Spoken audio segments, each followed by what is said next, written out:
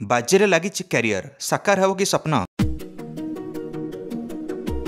କ'ଣ ପାଇଁ ନା କୋଚ୍ ରାହୁଲ ଦ୍ରାବିଡ଼ଙ୍କ କାର୍ଯ୍ୟକାଳ ଶେଷ ହେବାକୁ ଯାଉଛି। ଆଜି ବିଶ୍ୱକପ୍ ଫାଇନାଲ୍ ଅନ୍ତିମ ମ୍ୟାଚ୍ ହେବ ରାହୁଲ ଦ୍ରାବିଡ଼ ପାଇଁ କୋଚ୍ ରୂପରେ। 2007ରେ ୱେଷ୍ଟଇଣ୍ଡିଜ୍ରେ ରାହୁଲ ଦ୍ରାବିଡ଼ଙ୍କ ସ୍ୱପ୍ନ ଭାଙ୍ଗି ଯାଇଥିଲା ଯେତେବେଳେ ଭାରତ ଗ୍ରୁପ୍ ଷ୍ଟେଜ୍ରୁ ନକ୍ଆଉଟ୍ ହୋଇଥିଲା। ୱାର୍ଲଡ କପ୍ରୁ ବିଦାୟ ନେଇଥିଲା ଭାରତ। ରାହୁଲ ଦ୍ରାବିଡ଼ ତତ୍କାଳୀନ କ୍ୟାପ୍ଟେନ୍ ଥିଲେ ଭାରତ ଟିମ୍ର।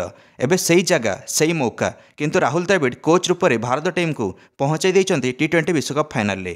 ସେହିଭଳି ରୋହିତ ଶର୍ମା ଓ ବିରାଟ କୋହଲିଙ୍କର ଏହା ଅନ୍ତିମ ଟି20 ବିଶ୍ୱକପ୍ ହେବାକୁ ଯାଉଛି। ଏହାପରେ ଆଗାମୀ ଟି20 ବିଶ୍ୱକପ୍ରେ ଆମକୁ ନୂତନ ଯୁବ ଖେଳାଳି ଦେଖିବାକୁ ମିଳିବେ 2026ରେ। ରବୀନ୍ଦ୍ର ଜାଡେଜାକୁ ମଧ୍ୟ ଏହାପରେ ଆଉ ମୌକା ମିଳିନପାରେ। କହିବାକୁ ଗଲେ ଯଦି ଭାରତ ଆଜି ଟି20 ବିଶ୍ୱକପ୍ ଜିତିବାରେ ସକ୍ଷମ ହେଉଛି ତାହେଲେ ରାହୁଲ ଦ୍ରାବିଡ଼, ରୋହିତ ଶର୍ମା, ବିରାଟ କୋହଲି, ରବୀନ୍ଦ୍ର ଜାଡେଜା ୟାଙ୍କର ଦୀର୍ଘଦିନର ସ୍ୱପ୍ନ ସାକାର ହୋଇପାରିବ। 2013 ପରଠାରୁ ଯେଉଁ ଆଇସିସି ଟ୍ରଫି ପାଇଁ ଭାରତ ଝୁରି ହେଉଛି ତାହା ସାକାର ହୋଇପାରିବ ଆଜି। କିନ୍ତୁ ଗୋଟେ ସଙ୍କଟର ବାଦଳ ଛାଇ ଯାଇଛି। କ'ଣ ପାଇଁ ନା ଭାରତ ଆଗରେ ରିଚାର୍ଡ କାଟେଲୱାର ଅଛନ୍ତି।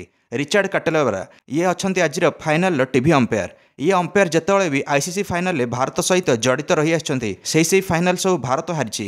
2014ରେ ଟି20 ବିଶ୍ୱକପ୍ ଫାଇନାଲ କଥା ହେଉ କି ସେହିଭଳିଆ ଚାମ୍ପିୟନ୍ସ ଟ୍ରଫି ଫାଇନାଲ 2017 କି WTC ଫାଇନାଲ 2021 କି WTC ଫାଇନାଲ 2023 କି ବିଶ୍ୱକପ୍ ଫାଇନାଲ 2023 ଏହି ସବୁଥିରେ ରିଚାର୍ଡ କାଟେଲୱାର ଫିଲ୍ଡ ଅମ୍ପାୟାର ନହେଲେ ଟିଭି ଅମ୍ପାୟାର ରହିଆସିଛନ୍ତି। ସେ ଫାଇନାଲ ସବୁ ଭାରତ ଦଳ ହାରିଯାଇଛି। ସେପଟେ ସାଉଥ ଆଫ୍ରିକା 1998 ପରଠାରୁ ଗୋଟେ ବି ଆଇସିସି ଟ୍ରଫି ଜିତି ନାହିଁ। 1998ରେ ଶେଷ ଥର ପାଇଁ ଚାମ୍ପିୟନ୍ସ ଟ୍ରଫି ଜିତିଥିଲା ସାଉଥ ଆଫ୍ରିକା। ଆଜି ପ୍ଲେଇଂ 11ରେ ଭାରତ ତ କିଛି ବଦଳାଇବ ନାହିଁ ନିଜ ପ୍ଲେୟାର ମଧ୍ୟରୁ। ସେହିଭଳି ସାଉଥ ଆଫ୍ରିକାର ପ୍ଲେଇଂ 11ରେ ଗୋଟେ ବଦଳି ହେବ। ତାବରେ ସାମସିକୁ ହଟାଇ ପେସ୍ ବୋଲର ଅଟନିଲ ବାଟମାନଙ୍କୁ ଖେଳାଯିବ, କାରଣ ବାରବାଡୋସରେ ପେସ୍ ବୋଲର୍ସକୁ ସହାୟକ ହେବ ପିଚ୍। ଆଜି ସନ୍ଧ୍ୟା 8ଟା ବେଳୁ ମ୍ୟାଚ୍ଟି ଆରମ୍ଭ ହେବ। ହାଇ ଭୋଲ୍ଟେଜ୍ ମୁକାବିଲା ସାଉଥ ଆଫ୍ରିକା ଓ ଭାରତ ମଧ୍ୟରେ।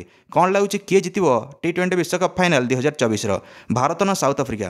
ନିଶ୍ଚିତ ନିଜ ମନ୍ତବ୍ୟ କମେଣ୍ଟ ଦେଇ ଭିଡ଼ିଓକୁ ଲାଇକ୍ ଆଉ ଚ୍ୟାନେଲକୁ ସବସ୍କ୍ରାଇବ୍ କରିଦେବେ ସମସ୍ତ ଟି20 ବିଶ୍ୱକପ୍ ଅପଡେଟ୍ସ ପାଇଁ। ଧନ୍ୟବାଦ।